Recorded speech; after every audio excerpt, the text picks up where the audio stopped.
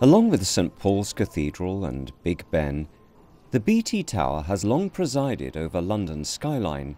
It was initially planned in 1936, but the Second World War intervened, and it wasn't until almost 30 years later, in 1965, that then Prime Minister Harold Wilson opened the building. London was the last of the world's great cities to start climbing upwards. As the rubble of the Second World War was cleared away, new and taller buildings began to rise. In a few years, the look of London changed entirely, and nothing changed it more than the building that was eventually to dominate the skyline, the Post Office Tower, tallest of them all. New York had had skyscrapers since the 20s and the 30s.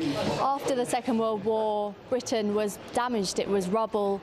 London was kind of really struggling, and Britain was really going through austerity.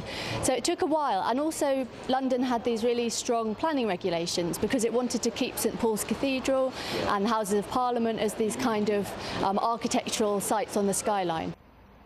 From the outset, the BT Tower was an important communications hub, and it still serves that purpose today, with the transmission of TV programs, telephone conversations, and computer data. The tower took 4.5 years to build, and immediately became a tourist attraction as crowds flocked to take in the city views from special observation platforms. This was certainly something new. London had never had a view like this before.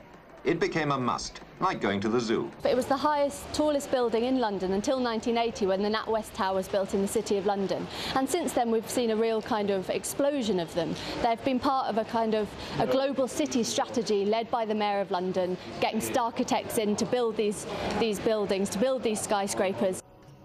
But it wasn't just the views that visitors came for. The tower's revolving restaurant on the 34th floor, giving diners a panoramic view from 158 meters up, was also a major attraction. To this day, the restaurant's revolving floor still uses its original 1960s mechanism and engine, completing a full circle every 22 minutes. Just 1,400 lucky winners of a ballot will get to enjoy this 2-week reopening, which runs from the 25th of July to the 7th of August.